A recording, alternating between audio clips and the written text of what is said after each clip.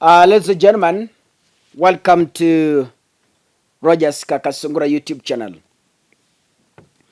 Kuna watu wamechanganyikiwa since yesterday. The people have been lost. Kuna watu wamepotea mahali, hawaelewi what is happening. Raila Odinga spoke yesterday, Ruto spoke yesterday, but kuna watu wa Azimio bado who are lost. They don't understand what is really happening. So that is why I've come here now, so that I make this very special video to you, so that you are able to understand what really transpired yesterday and what is set to happen in the near future. So I want you to listen very carefully as I put records straight. Nimeona in my comments watu wakisema, oh, Raila ametubetray, oh, Raila ametuacha, oh, we will never support Raila again. Oh, relax ndugu zangu, relax, cool down. Mambo ndio yanaanza, ndio ngoma inaanza. So nataka nikueleze step by step ndio uelewe. Now listen, Kenyans. According to Azimio, William Ruto, I have made a few notes which I'm going to refer from so that nisiwapoteza. I'm here to give you direction on what is happening. So kwa wale mmechanganyikiwa, just listen carefully and get to know where we're heading to as a people. Now, according to Azimio, they claim Ruto stole an election last year. The case went to court, but then the Supreme Court upheld William Ruto's election. After that, Raila Odinga remained silent.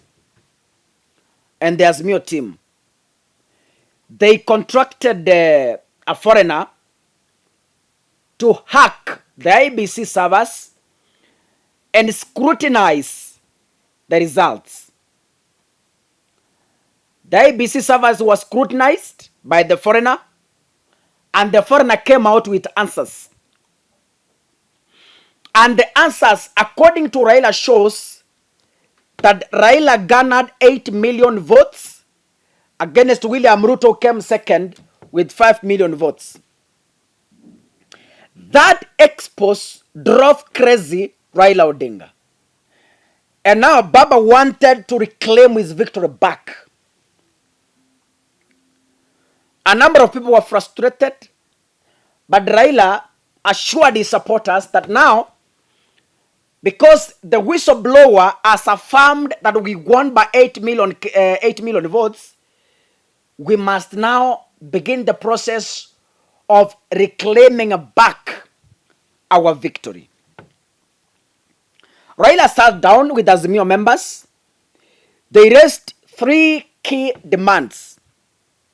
3 key demands. Demand number 1, you open the servers, we ascertain. Demand number 2, lower the cost of living.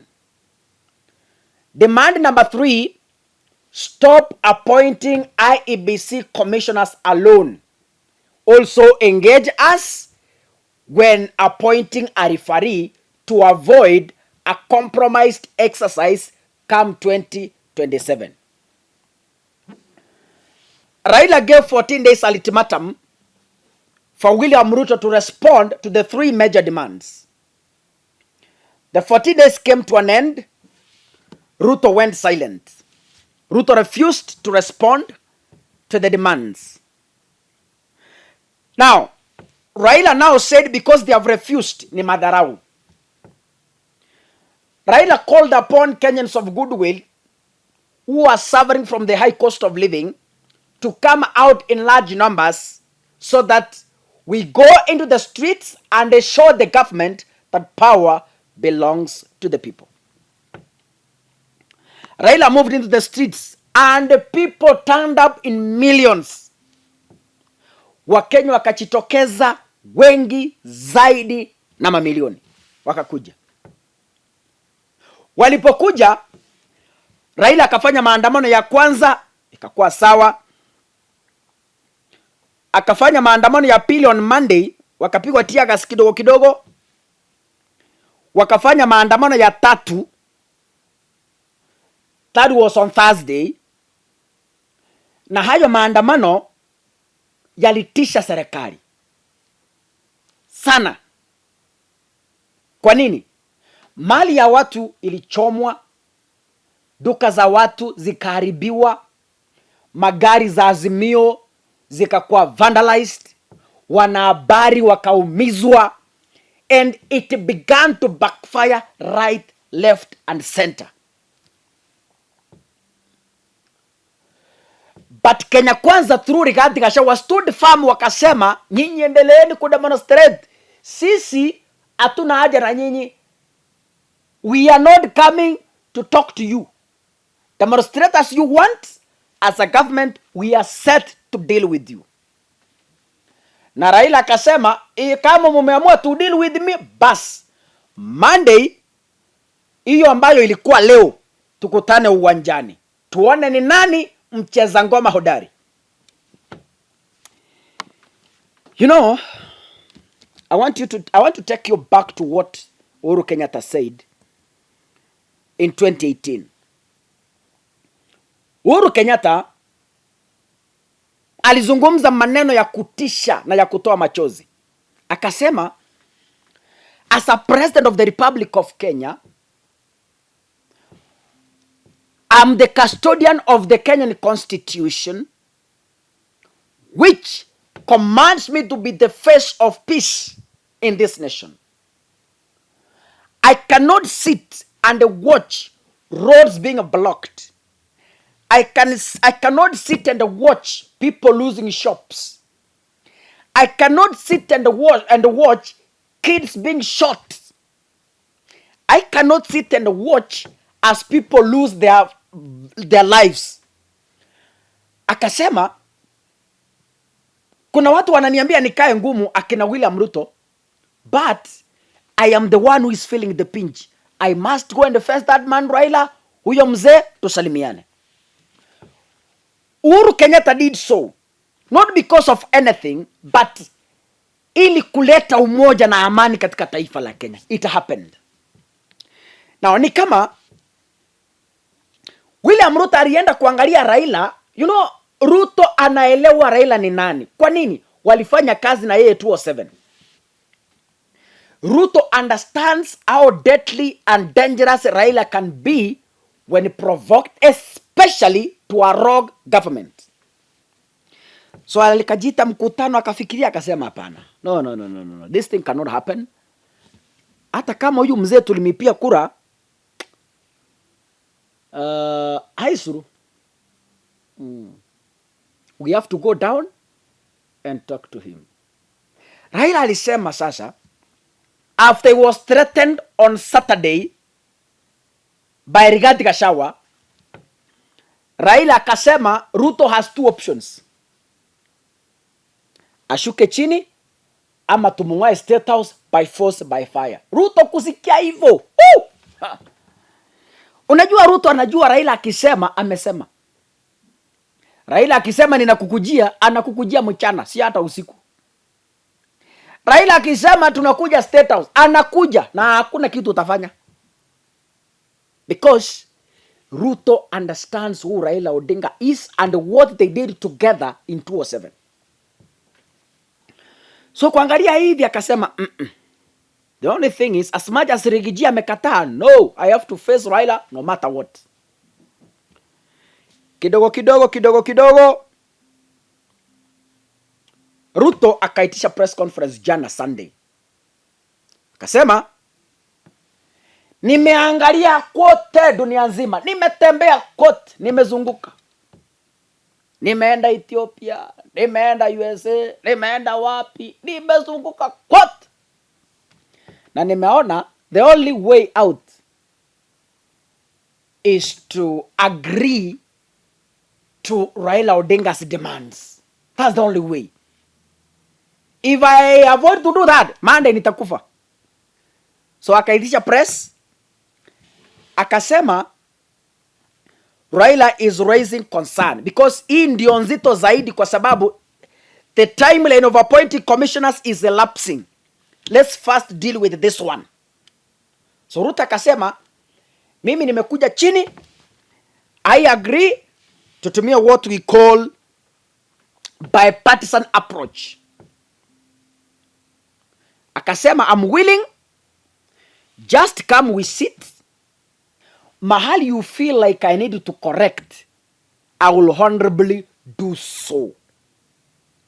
Mahali mnafikiria we need to cooperate, I will honorably do so. But tuende parliamentary way. Tutafute watu who are not affiliated to any party, people who are neutral, so that they can guide us in this exercise of appointing neutral IBC commissioners. Ruto agreed to it. So Raila kuangalia akasema, okay, because Ruto has agreed to one of our demands, hakuna haja tukae ngumu. Ametuheshimu, ameshuka chini, amesema tuongee. Pia wao wakaitisha mkutano. Wakasema, sasa tumeagree na suggestion ya William Ruto. So, nataka munisikiza hapo sasa. Raila did not cancel demonstrations. Listen to me very clearly. Raila did not cancel demonstrations. Raila only cancelled today's demonstrations to allow the agreement, to allow the talks to mature. If they fail to, tunarudi kwa streets tena. So kwa wale mmekuwa mkitembea, Raila amekanza maandamano, Raila ametuacha kwa mataa, Raila ametubetroi, amuelewi Kenya mnazungumza. Ninajua wengi wenu kizungu ya jana ilikuwa ngumu. Let me break it down for you. So Raila only cancelled today's maandamano to allow, na amepeana 1 week, 14 days for the talks raised by Ruto to mature. Failure to which, watu wa Azimio chipange tena kurudi kwa streets as soon as possible. Handshake bado haijafanywa. Is just an agreement to end maandamano first, then the rest will continue. There is no official handshake yet. Listen carefully. It's only an initiation that has begun. The conversation has been ignited. So by the time all the demands are met, ndio Ruto watakuja pamoja na Raila Odinga kwa press conference ya pamoja waseme what they have decided. But as we speak, ndio talks zimeanza. So Ruto amerudi chini, Raila amerudi chini, wamekubali kwamba let us now begin to talk. But if the talks will fail, then expect demonstrations back to the streets. Now listen. Raila gave further demands. Away from the ABC commissioners, zile kesi muliwekea watu wa Azimio na wafuasi wetu mutoe. Ruto did not oppose. He agreed to it and he has done it today through the DPP's office. Now listen, gentlemen. I want to do some definitions for you so that you understand what is happening. Mulisikia Ruto akitumia jina bipartisan. What is the meaning of bipartisan? Ni wangapi mmeenda kwa dictionary kutafuta hilo jina? How many of you have gone back to the dictionary to find the meaning? I don't know. Bipartisan, according to my dictionary, means involving the agreement or cooperation of political parties that usually oppose to each other's policies. So when Ruto speaks of bipartisan, he means he has agreed to the agreement of Raila, or he has agreed to incorporate the demands from Raila Odinga. Ndio tunaita bipartisan. So in short, bipartisan is simply agreeing to each other. Because the definition says involving the agreement. Yani inamaanisha involving the agreement means you don't do it alone. You must involve their opinions. So in short, from yesterday's press conferences, William Ruto has agreed never to do things alone as an individual. And going forward, he is going to involve, he is going to incorporate the opinions from the Azimio. Hiyo ndio tunaita bipartisan approach. Akasema kama Ruto nimekubali, nimeshuka chini, lakini tutumie bipartisan approach. I repeat, when we are using bipartisan approach, it means from today, Ruto will never make a single decision without an opinion from the Azimio. Sijui kama umenipata what is happening. Now, lastly, when Kibaki agreed with Raila Odinga, walisema it's a cooperation. Na the definition of bipartisan inamaanisha cooperating. So, when Moi agreed to work with Raila, walisema we are cooperating. Wakati Kibaki waliagree na Raila, wakasema ni nusu mkate. 50 government goes to Raila, 50 government goes to Mwai Kibaki, ikaitwa nusu mkate. When Uhuru came into power, walipokubali na Raila Odinga, wakasema inaitwa handshake. Yani tusalimiane hata kama hatuna mahali pa kukupatia serikali. Tusalimiane, then going forward we begin to consult. It's bipartisan. It's a cooperation. Now, William Ruto has come in. Ruto has proposed a bipartisan. Now, tulikuwa na cooperation, tukakuwa na handshake, tulikuwa na cooperation, tukakuwa na nusu mkate, tukakuwa na handshake. Now, what is going on now is now to set up what we call bipartisan. So, kwa vitabu za historia zitakuwa zinaandikwa, during Moi's tenure tulikuwa na cooperation. During Kibaki's tenure tukakuwa na nusu mkate. During Uhuru's tenure tukakuwa na handshake. During Ruto's tenure tukakuwa na bipartisan. Ndugu, hata nisipokueleza unaona mahali siasa ya Kenya inaelekea. God bless you. Asanteni sana. See you in the next video, ladies and gentlemen.